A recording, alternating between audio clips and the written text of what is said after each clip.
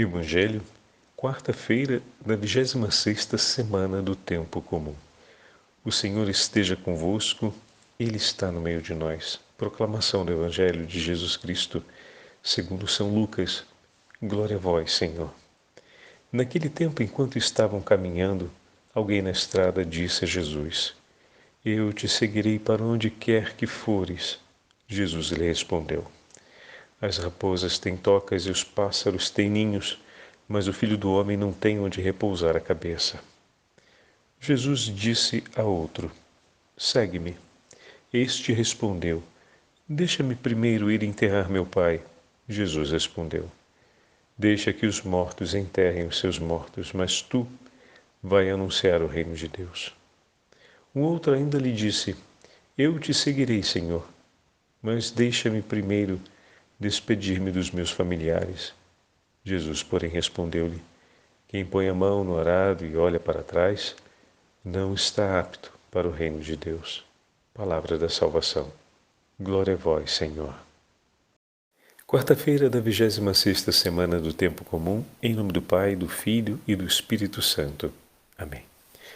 Queridos irmãos e irmãs, a Santa Liturgia nos entrega hoje o último pedacinho do 9º capítulo do Evangelho de São Lucas. E juntamente com esse trecho da conclusão do 9º capítulo, também a liturgia nos dá a oportunidade de celebrarmos duas memórias facultativas. A primeira, de São Venceslau, mártir, ele que foi rei e aclamado depois como padroeiro da região da Boêmia, na atual Alemanha. E São Lourenço Luís e seus companheiros mártires, que foram os mártires do 17º século no Japão, na cidade de Nagasaki. Uma característica desse grupo de mártires é que Lourenço Ruiz, que era leigo, chefe de família, era de origem filipina. Ele era natural das Ilhas Filipinas e foi anunciar o Evangelho do Senhor nas terras japonesas.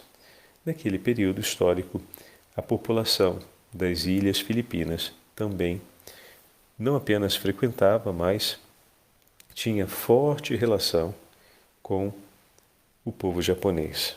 E aqui nós vemos essa grande passagem, poderíamos dizer assim, missionária já acontecendo ali na África, não só com os missionários que vieram da Europa, mas com aqueles que abraçavam a fé, exatamente como falávamos outro dia em uma de nossas meditações, que quando abraçamos a fé, dia 21 de setembro foi, quando trabalhamos o Evangelho de São Mateus.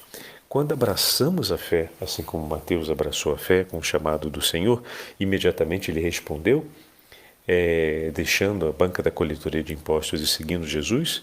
Dessa atitude, outros também tiveram a oportunidade de conhecer Jesus e, quem sabe, de segui-lo. Então, a iniciativa na fé gera como fruto imediato o anúncio do Evangelho. Como é importante termos isso presente. Por quê, Padre Fábio? Porque muitas vezes a gente tem clareza que é preciso evangelizar a nossa casa, evangelizar a nossa família, conduzir a nossa família na direção do Senhor, e a gente não sabe como fazer isso. Meu irmão, o primeiro passo é você seguir na direção dele. Na medida em que você admite na sua vida a vida evangélica, ou seja, você começa a refletir suas decisões à luz do Evangelho, você começa a mediar cada uma das ações da sua vida em base àquilo que o Senhor propõe e anuncia no Evangelho e nos instrui por meio da igreja, você se torna uma referência. Vendo o seu testemunho, a sua escolha de vida, aqueles que te amam, que te seguem, vão aprender.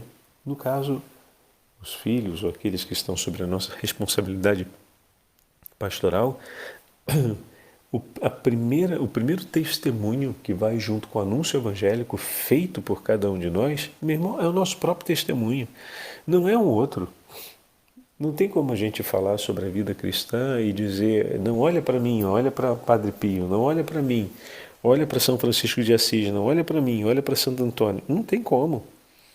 O anunciador do Evangelho é a primeira testemunha do quanto o Evangelho pode transformar uma alma. E isso é inalienável. A beleza de seguirmos o Senhor como discípulos é que o Senhor está conosco desde o primeiro momento. Então, se ao olhar para a nossa vida não se vê o testemunho daquilo que se prega, daquilo que se anuncia, daquilo que se comunica, muito dificilmente aqueles que escutarem vão seguir a pregação que foi apresentada. E hoje, ao celebrarmos a memória de São Lourenço Ruiz e companheiros mártires, vemos isso com muita clareza. Aquele que abraçou a fé numa terra, ou seja, que ele, oriundo de uma terra estrangeira, abraçou a fé ali, começou imediatamente a seguir o nome do Senhor, seguir a vida em Cristo, e tantos foram aqueles que seguiram o seu exemplo, que ouvindo o seu anúncio da palavra de Deus, puderam então também escolher junto com ele a companhia de Cristo, viver o Evangelho de Cristo. O que estava sendo proposto era testemunhado diretamente na sua vida. E como é forte essa realidade, porque todos foram perseguidos e martirizados. O que significa dizer que o anúncio da palavra acabou. Como assim, Padre Fábio? Uma vez que o pregador é morto, cessa a pregação.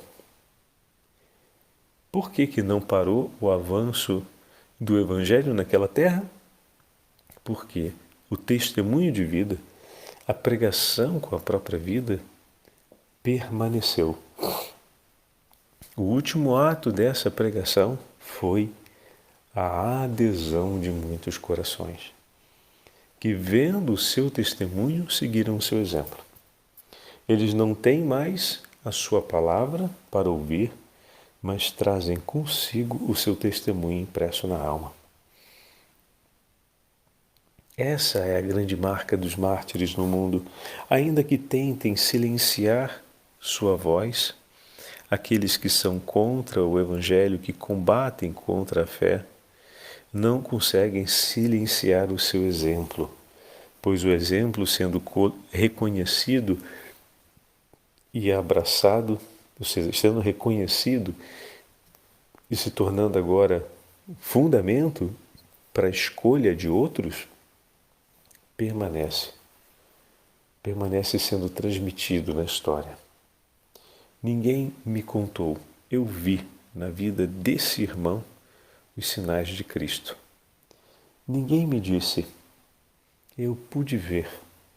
Claro, alguém anunciou, mas eu não estou indo só pelo anúncio, mas eu estou indo por aquilo que eu vi o Senhor realizar. Mas isso não é quase contraditório, Padre Fábio? Não seria pelo anúncio que a gente segue?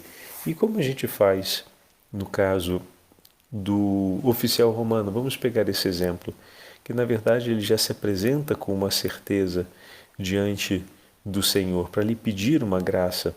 Exato.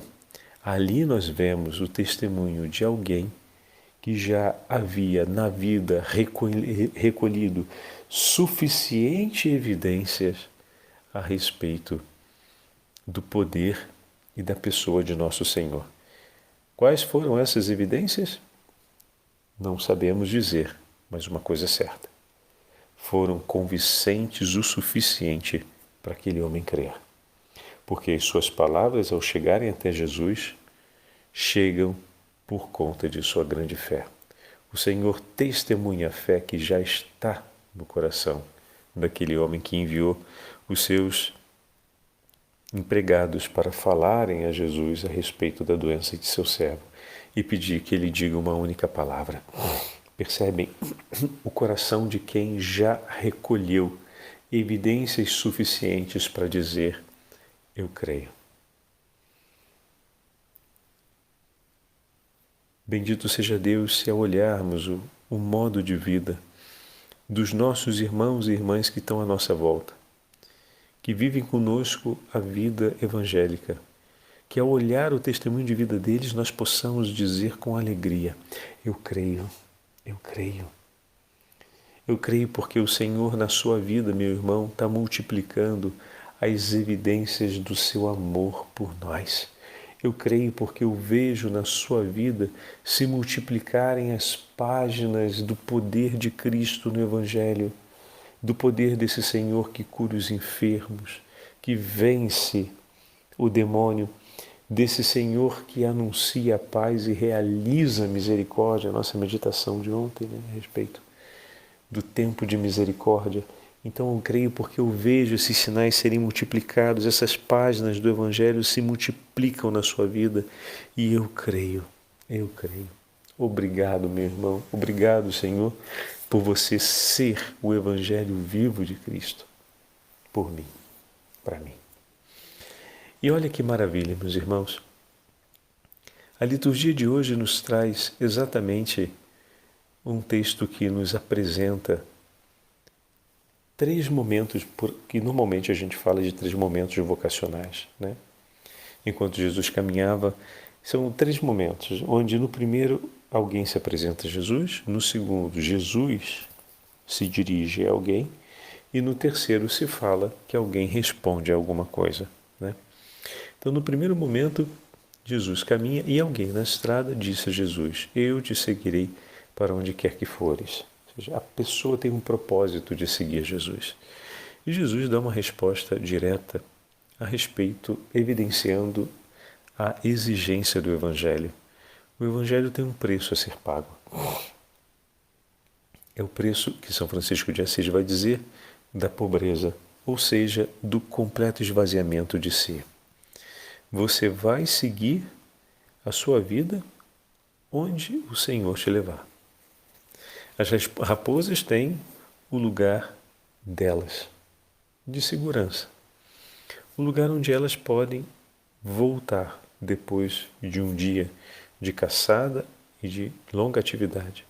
Os pássaros têm um lugar de segurança. O ninho não é a casa do passarinho. O passarinho foi feito para voar, né? Mas o ninho é o lugar onde ele começa a vida, é um lugar seguro. É o lugar onde ele tem o calor da mãe, onde ele tem o alimento sem precisar buscar, né? E onde ele tem a segurança de ser protegido. Mas o passarinho foi feito não para ficar no ninho, mas para voar. Mas em alguns momentos da vida, o passarinho tem o seu ninho, tem o seu lugar de proteção, tem as suas necessidades asseguradas e tem, ao mesmo tempo, aqueles que pensam por ele, né? Então, o filho do homem não tem onde reclinar a cabeça, não tem onde dizer: aqui eu posso estar e permanecer, porque ele permanece sempre pronto a servir e a seguir ao Senhor. Ele é aquele que está constantemente cuidando dos interesses de um outro e vivendo para isso. Então a exigência evangélica não supõe apenas o desejo de querer seguir, supõe também um compromisso com a consequência desse seguimento. É um seguimento de total obediência e pobreza àquele que se segue. O segundo exemplo nos fala a respeito, na verdade, é Jesus que diz a uma pessoa: segue-me, como disse a Mateus, né? Como disse a Pedro, como disse a João, como disse a Tiago, como disse a André: segue-me. Este, porém, respondeu: olha aí a falta da prontidão, aquilo que falávamos antes, né? Deixa-me ocupar-me primeiro de algo que para mim é importante agora. Eis aqui o ponto. Aquele que segue o Senhor tem como prioridade e importância na sua vida, essa é a conclusão do ensinamento, né? Tu vais anunciar o reino de Deus, a prioridade do coração do discípulo deve ser o anúncio do reino, o cumprimento daquilo que é o desejo e a vontade do Pai, que nos foi entregue em Cristo. Então essa é a prioridade, mas em alguns momentos da vida podemos acreditar que aquilo que amamos, o que para nós se torna importante e é evidentemente importante, deve ter a prioridade. Jesus, de maneira clara, diz: para segui-lo, nada pode ser mais importante do que anunciar a boa nova do reino, do que cumprir a vontade do Pai. No terceiro exemplo, é uma outra pessoa que lhe diz: eu te seguirei, Senhor, mas deixa primeiro eu me despedir dos meus familiares. Parece uma resposta, né, pela tipologia da composição do versículo. Parece que é alguém respondendo a uma fala precedente do Senhor, né? E nisso podemos ver que aquela pessoa, ela não aceita que seja no seu tempo, fora do seu tempo. Então, não é que algo de grande relevância passa à frente, mas aqui o jogo é o do tempo. Então, não é agora, é daqui a pouco. Não é nesse momento, é depois. Em outras palavras, eu posso falar para Deus e esperar um pouco mais. Quantas vezes o tempo de Deus acontece na nossa vida e a gente não o abraça? Quantas vezes o Senhor nos dá uma possibilidade real de cumprir um ato de amor, de cumprir um ato de misericórdia e acontece de não estarmos dispostos porque não vem no tempo que gostaríamos de fazer. Não é que não estamos interessados em fazer a caridade, não compreendemos que a caridade é importante. Mas justamente agora, nessa hora que eu estou com pressa, que essa pessoa vem me pedir isso, e justamente nesse momento que eu preciso terminar um montão de coisa que eu tenho para fazer, que alguém vem me pedir essa ajuda, que alguém vem me falar desse problema, justo agora que eu estou com a cabeça cheia e não quero ouvir mais problema de ninguém, é que essa pessoa vem me trazer a sua dificuldade, o tempo que eu quero, o tempo em que disponho os acontecimentos da minha vida. E ontem tivemos essa graça de poder celebrarmos São Vicente de Paulo, que em nenhum momento ele dava uma consideração do tempo distinta daquela do Senhor. O seu coração estava pronto ao exercício da caridade a todo instante, de maneira que esse era o seu maior desejo. Tudo era sempre oportunidade e ocasião. Eis aqui uma coisa, né? A gente muitas vezes fala e não é que não seja verdade, é verdade que eu amo tanto a minha família, que eu me interesso muito pelas coisas de Deus, mas o quanto eu me interesso de fato